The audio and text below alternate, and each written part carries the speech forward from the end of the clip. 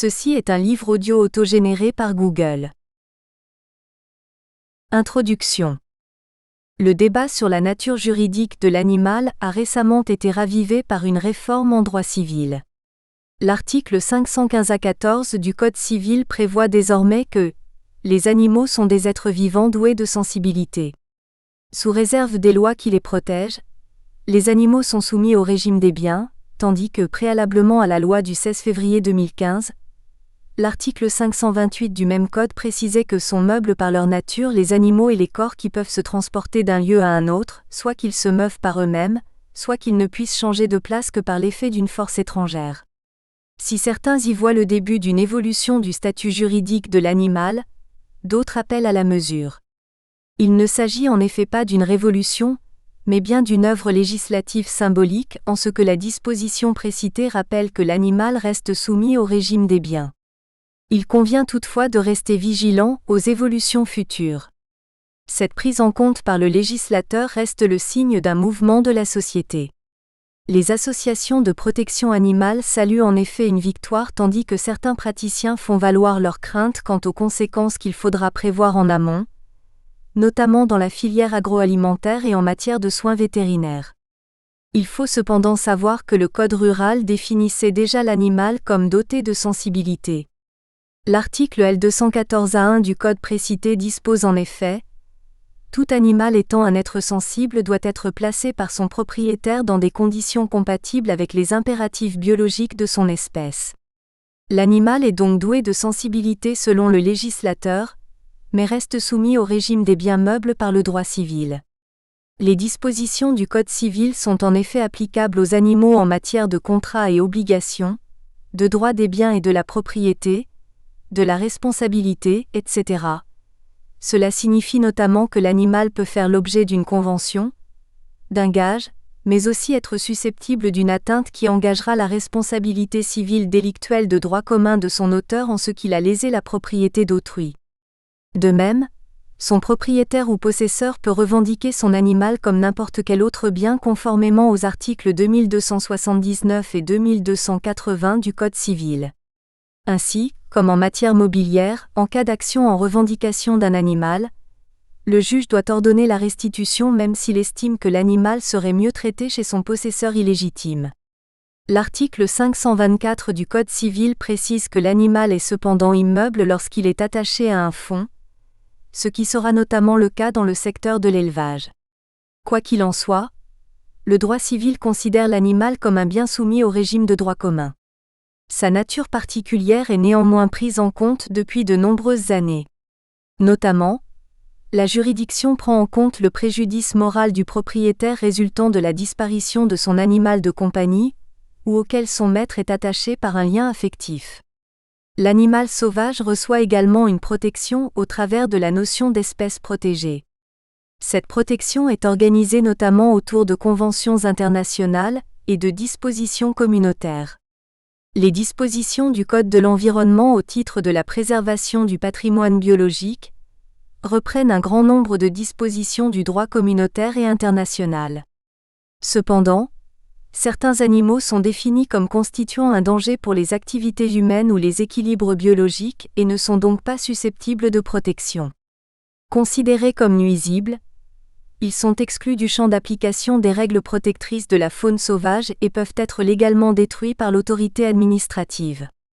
Il existe également une dérogation aux règles de protection de la faune sauvage, qui permet à tout propriétaire ou fermier de repousser ou détruire, même par arme à feu, les bêtes fauves qui porteraient dommage à ses propriétés. Le régime juridique des animaux en droit civil est donc fourni, mais continue d'être assimilé totalement à celui des biens malgré les récentes actualités. La France n'est pas la seule à voir évoluer les mentalités, s'agissant de la cause animale. Le 20 avril 2015, la Cour suprême de l'État de New York aux États-Unis a reconnu la qualité de personne à 2 chimpanzés précisément identifiés, en leur reconnaissant le bénéfice de l'habeas corpus. Cette décision a été interprétée par les associations de protection animale comme le début de la reconnaissance de la qualité de personne aux animaux. 2 limites doivent cependant être exposées.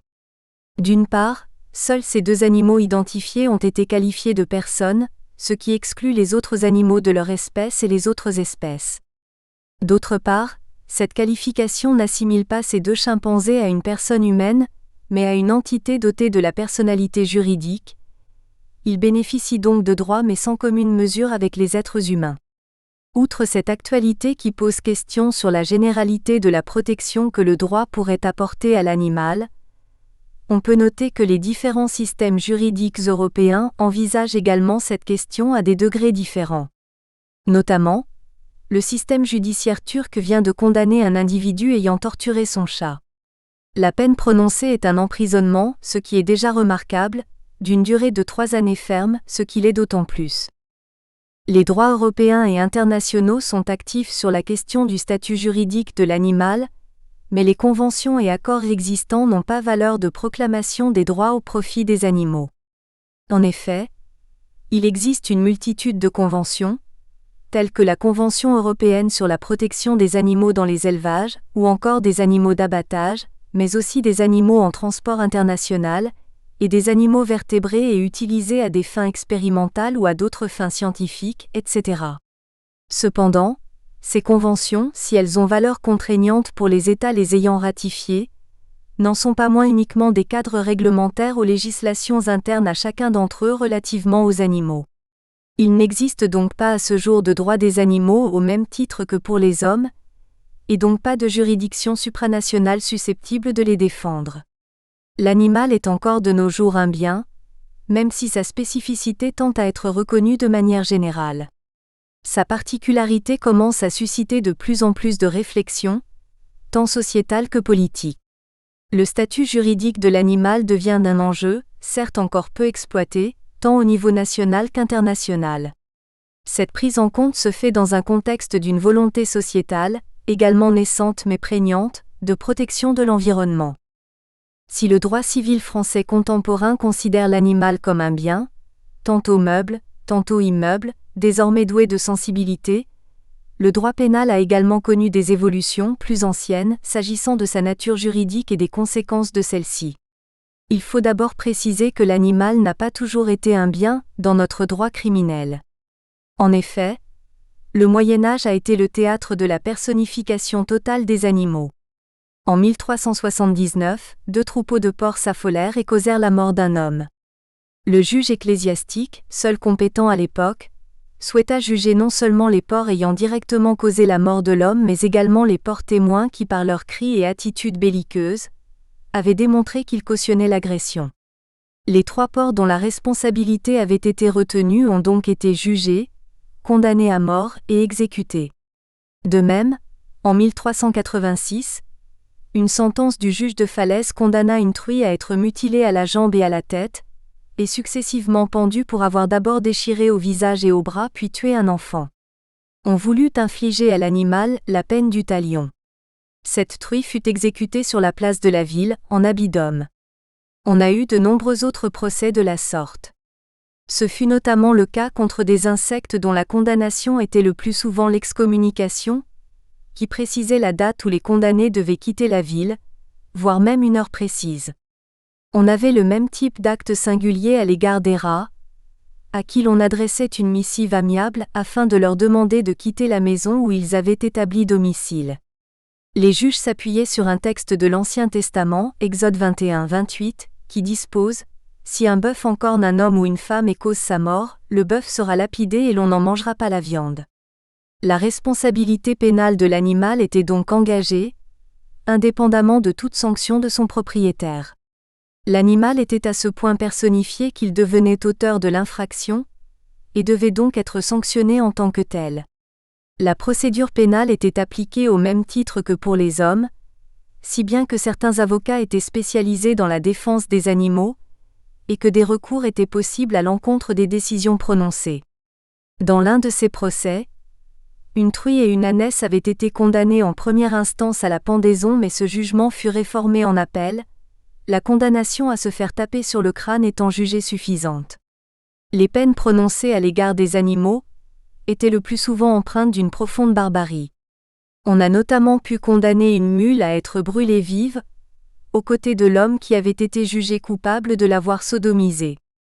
Outre la brutalité du châtiment, Il faut noter que l'animal est ici totalement assimilé à un homme, non seulement parce qu'il est jugé coauteur de l'infraction. On reconnaissait donc à l'animal la capacité de consentir à l'infraction, mais aussi parce qu'il est puni de la même peine. Il a cependant également été fait preuve de compassion pour certains animaux, traités là encore au même titre que les personnes. En effet, ce fut le cas d'une ânesse dont il avait été reconnu qu'elle avait subi des violences. Le prieur d'un couvent avait même souhaité témoigner de ce qu'il la connaissait depuis 4 années, et qu'elle s'était toujours montrée vertueuse et bien élevée, tant à la maison qu'en dehors des murs. C'est le siècle des Lumières qui marquera la fin des procès intentés aux animaux. Les naturalistes affirmèrent que seul l'homme, détenteur du précieux entendement, méritait d'être sentencié puisque responsable. Cette pratique aura cependant eu cours de l'an 829 jusque dans les années 1750. Ce n'est donc pas un pan négligeable de notre histoire. Aujourd'hui, il n'est plus question de cet anthropomorphisme en droit pénal.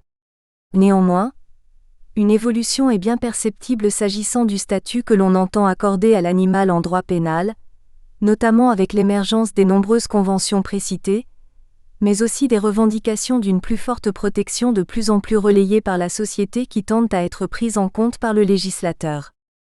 Il reste cependant à savoir si l'animal, comme en droit civil, reste assimilé à un bien, ou si son statut peut désormais se rattacher à celui des personnes physiques.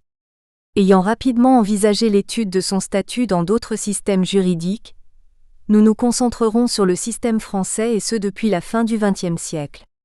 Nous nous concentrerons principalement sur les dispositions contenues dans le Code pénal, s'agissant de l'étude du statut pénal de l'animal.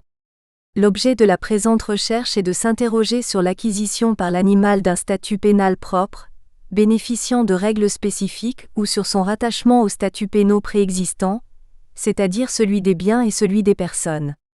Il faudra garder à l'esprit que cette seconde catégorie est scindée entre personnes physiques et personnes morales, chacune des catégories pouvant être envisagée pour prendre en son sein l'animal.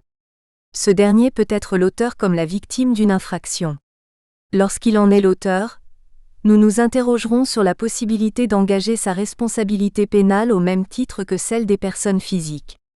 Si la réponse s'avère négative, il s'agira de se demander à quel titre l'animal est envisagé dans la commission de l'infraction. Au-delà de ces questions de responsabilité, nous nous interrogerons sur le type de peine envisagée à l'encontre de l'auteur. L'animal, s'il n'est pas sanctionné, peut-il être objet de la peine encourue et prononcée ou est-il totalement exclu et ignoré au sein de la condamnation pénale ? L'étude du statut pénal de l'animal lorsque celui-ci est victime d'une infraction est plus complexe. Nous tâcherons de déterminer si celui-ci est protégé en tant qu'entité autonome, et dans ce cas, comme un simple meuble ou au même titre qu'une personne physique, ou si sa protection ne découle que du lien factuel et juridique qui le rattache à l'homme, le lien de propriété. Une fois le principe d'une protection pénale établi, nous nous attacherons à découvrir dans quelles conditions elle peut être accordée et si elle est parfois limitée.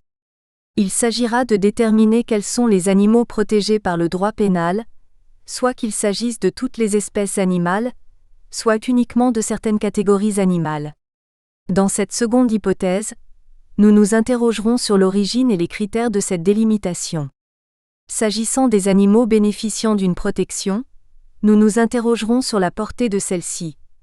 Les animaux bénéficient-ils d'une protection absolue ou relative ?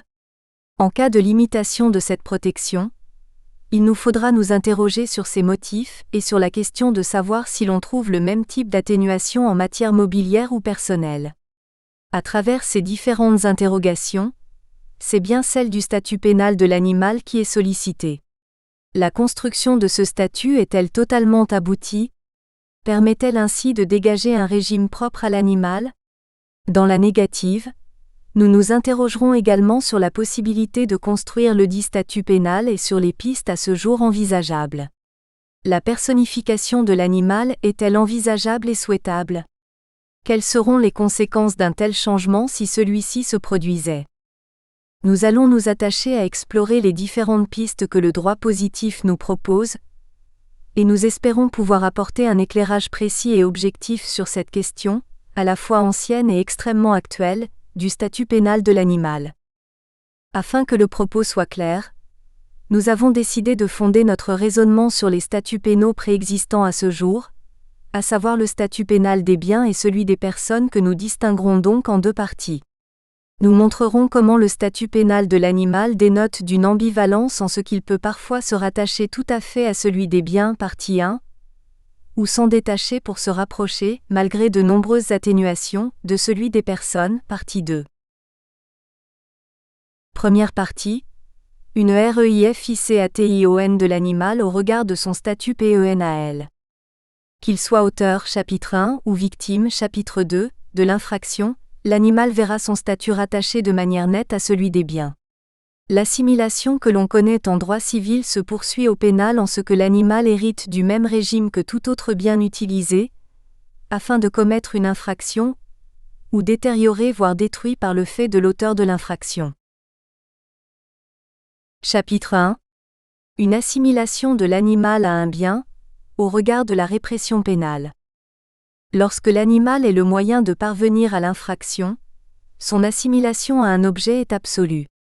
L'animal auteur de l'infraction ne pourra voir sa propre responsabilité engagée. Il n'est pas considéré comme celui qui a commis l'infraction mais uniquement comme le moyen de parvenir à la dite infraction, section 1. Le véritable auteur de l'infraction verra quant à lui sa responsabilité engagée. Le régime pénal sera modifié par l'usage de l'animal au cours de la commission de l'infraction, le législateur tenant compte de ce facteur dans la détermination et la nature des peines encourues, section 2. Section 1. Au regard des règles de responsabilité pénale. Nous espérons que vous avez apprécié cet aperçu. Pour continuer à écouter ce livre audio sur Google Play Livres, utilisez le lien dans la description de la vidéo.